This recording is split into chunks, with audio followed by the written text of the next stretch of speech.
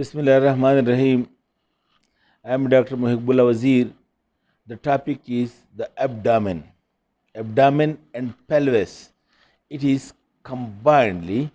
Look, this is the thorax, and then below the thorax, while just looking superficially from the lower part of the thorax, the abdomen extends up to the start of the lower limb. That is, over here is the inguinal ligament or the skin crease or flexure line at the upper part of the lower limb. This is the limit on the external surface. Of course, the lower part is over here, the pelvis. This is also the part of the abdomen, but externally what we can see it over here, it is like this. Now when you look at the abdomen, the first structure that comes into contact is the skin, and you look, the skin of the abdomen is the same as elsewhere in the body. That is, it is hairy, less hairy, or more hairy, or non-hairy at all, depending upon the sex and the race and individual to individual. And also the skin on the anterior side is thin as compared to the skin on the dorsum of the abdomen, which is thick. Secondly, another special modification in the skin of the thorax, the presence over here of the umbilicus, which is present over here, the umbilicus in the abdomen, which is actually the site where everyone was getting the feed through the umbilical vessels from the mother through this point. This only modification of umbilicus, otherwise it is the same as elsewhere in the body. Then when you remove the skin, the superficial fascia in the abdomen, especially in the lower abdomen, it is modified by the fact that deep to the skin in the lower abdomen, especially deep to the skin, lies a layer of fat, which is called a superficial fatty layer of, which is called a superficial fatty layer of the superficial fascia or fascia camper. So deep to the skin in the lower abdomen, you will see a thin or thick, depending upon the layer of fats. This layer of fats deep to the skin, it is being called as fascia camper or superficial fatty layer of the deep superficial fascia. Then when you remove the fats, deep to it you will see a thin membrane, and this thin membrane is being called as the deep membranous layer of the superficial fascia. In this way, in the lower abdomen, the superficial fascia consists of two layers: superficial fatty layer and deep membranous layer. The membranous layer is also called as fascia scarpa, while the superficial membranous layer of the superficial fascia also called as the fascia camper. Now what happens? First is the skin, then is the membranous layer of the fatty layer of superficial fascia, and then is the membranous layer of superficial fascia, then are the muscles.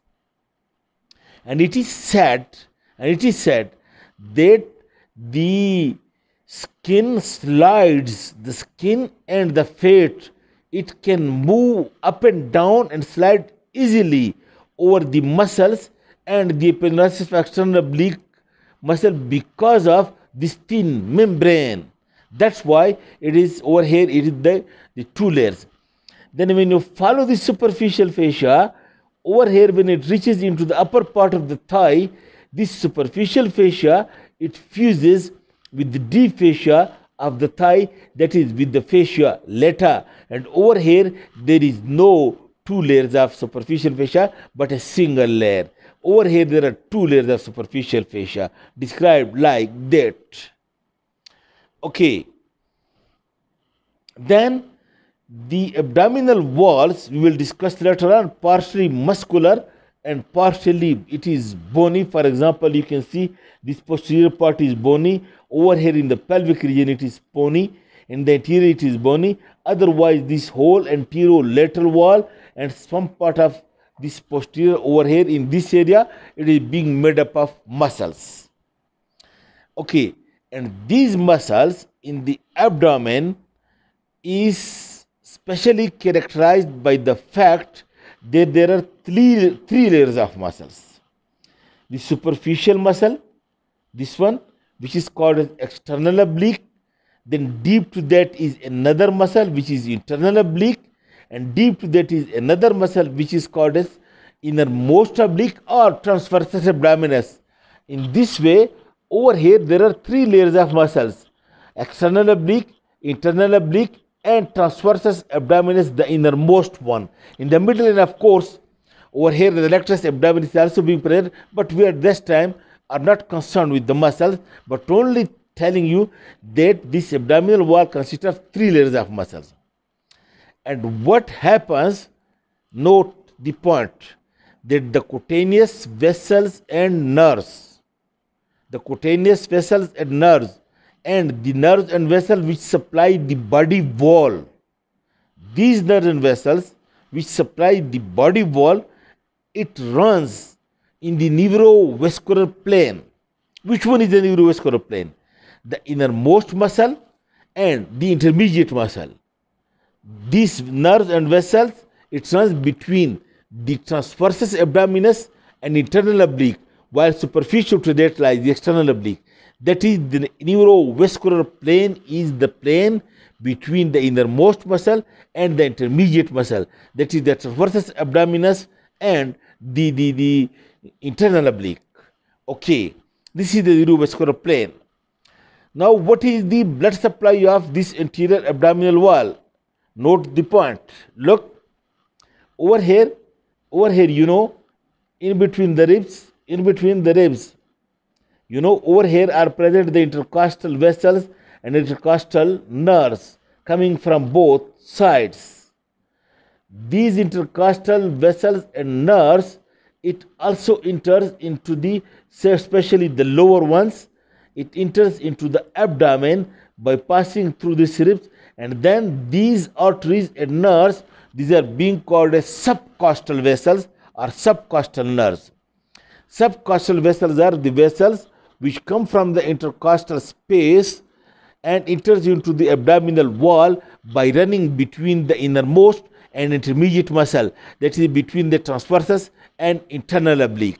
So these subcostal arteries and subcostal nerves, it runs in the neurovascular plane of the anterior abdominal wall and supplies the anterior abdominal wall, as well as give cutaneous arteries and cutaneous nerves which supplies the overlying skin as well. And in addition to that, from the posterior aorta, there are branches which are coming from the posterior aorta, these are called as the lumbar arteries.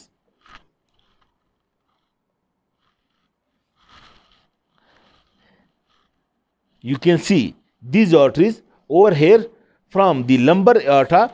I can show it somewhere else as well. Yes, look, this is the aorta on the posterior abdominal wall. From these lumbar arteries, these also enter into the neurovascular plane. In this way, the abdominal wall muscles are being supplied by the subcostal arteries and the lumbar arteries, which are coming from posterior side from the thoracic aorta.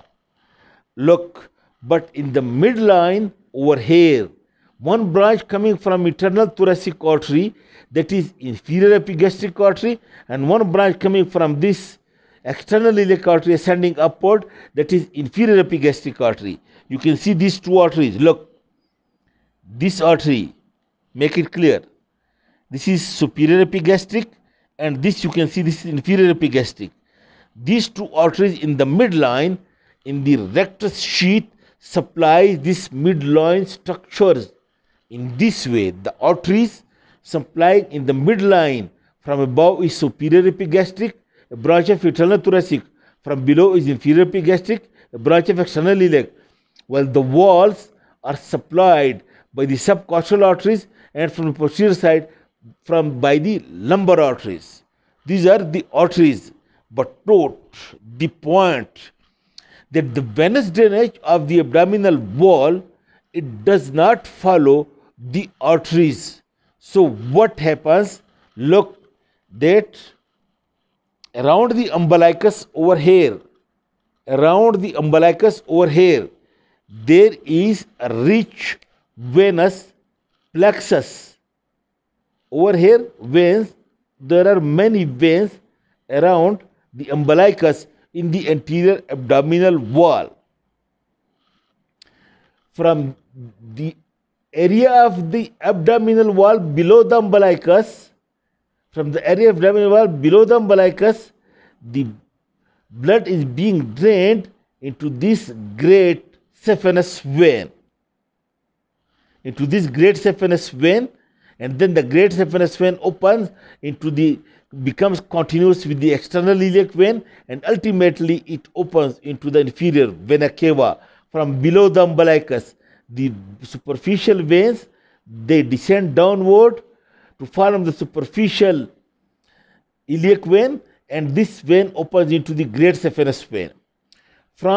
While the veins from above the umbilicus, it passes upward over here to open into the lateral thoracic vein, which is the vena committant of lateral thoracic artery, and this lateral thoracic vein then it opens into the axillary vein, and the axillary vein then it opens into the superior vena cava. Make this point clear, please. Look over here. Look, this is the great saphenous vein in the lower limb. From this great saphenous vein, this superficial epigastric vein, it comes from the abdominal wall to open into the great saphenous vein. While from this upper area, this lateral thoracic vein. Now this lateral thoracic vein and this superficial epigastric vein, these are being connected with one another by thoracoepigastric vein. Thoracoepigastric vein connects this lateral thoracic vein with the superficial epigastric vein. Superficial epigastric vein enters into the great saphenous vein. The great saphenous vein opens into the inferior vena cava, and the lateral thoracic veins open into the axillary, which ultimately opens into the superior vena cava. In this way, this lateral thoracic vein, thoracoepigastric vein, and then the superficial epigastric vein, it connects the great saphenous vein with the axillary vein, or ultimately the inferior vena cava with the superior vena cava. And in this way, if there is a fracture somewhere in the inferior vena cava, this thoracoepigastric vein at the lateral side of the thorax, it becomes prominent, and you would be able to see this thoracoepigastric vein. I hope you have got.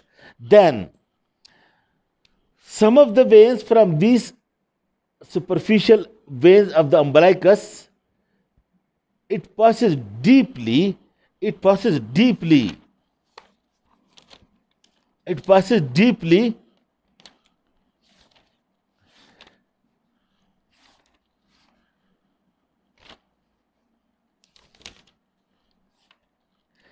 Look, from some veins from this umbilicus passes over here, passes towards the liver through the ligament, and over here, while reaching the liver, these veins from the umbilicus, it opens ultimately into the portal vein. It's like that. Look, if this is the liver and this is the portal vein, from the umbilicus, one vein passes to open into this portal vein. So, if there is obstruction to portal vein For example, in cirrhosis of liver, then what happens? That the portal vein drainage is being blocked partially and completely, and then what happens? These veins get distended, and ultimately around the umbilicus there is a plexus of veins like that, which is being called a scaput medusae. Over here you will see many curved distended veins around the umbilicus, and that is because of the obstruction of the portal vein. And when the backflow from the portal vein, it comes into the umbilical area, and these veins are being dilated, and which is called as scaput medusae.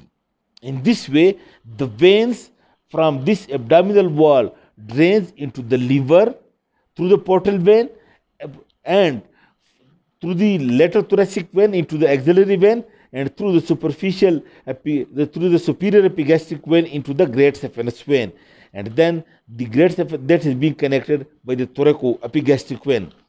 This is the about the vascular and nerve supply of the abdominal wall in short, and I hope it's not difficult for you. You have understood. Now what happens? Look, the abdomen, look in this area, this is the diaphragm. I hope it's clear. This is the pelvic wall. Look, diaphragm lies over here, and this is the pelvic wall, and this is the whole cavity of the abdomen. Okay, and look, this is the margin of the ribs, which is being also called as costal margin. You can feel it in your own, these ribs margin, this is being called as costal margins. Then at the ilium bone, you can see this is anterior superior iliac spine. You can feel your own very easily.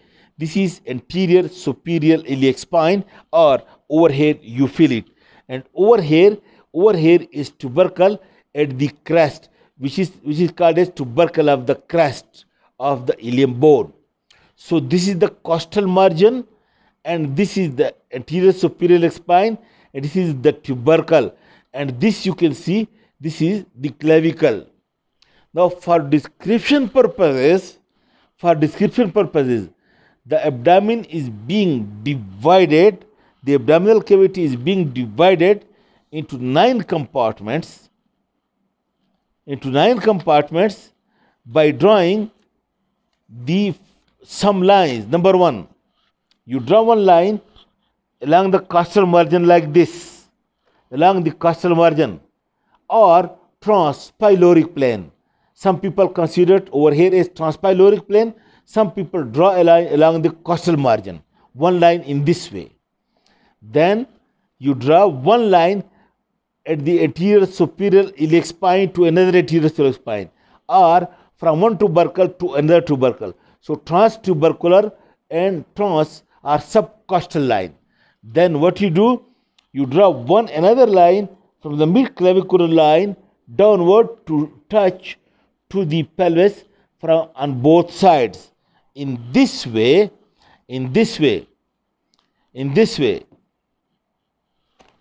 you look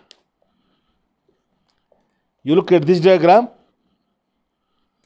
Look, this is the transpyloric plane or subcostal plane with a little difference, and this is the interspinous plane or transtubercular plane with a little bit difference.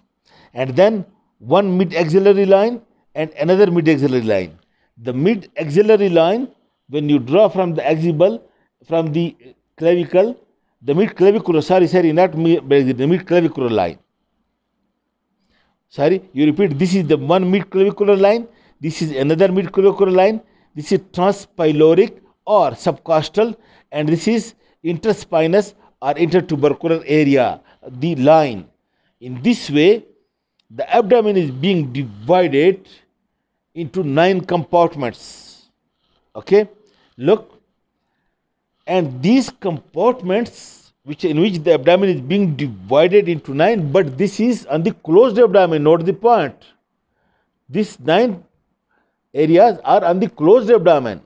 Okay, and each area actually indicates the underlying viscera, so that tomorrow, as a doctor, when you want to examine the patient, if for example when you press it over here and there is pain in this area, we say there is tenderness in the epigastric area, it means that must be the pain of the stomach.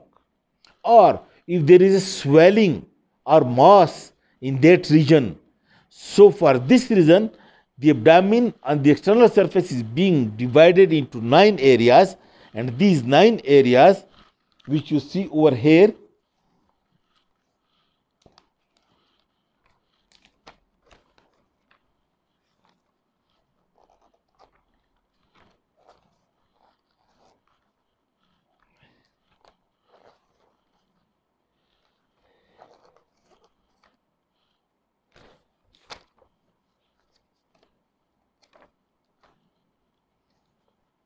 okay, just look over here, these 9 areas, look, this one this area, I look, one is the right, another is the left, and then there is the middle one, again there is right, left, and the middle one, again there is right, left, and the middle one. Look, one is this area, this is being called as right hypochondrium.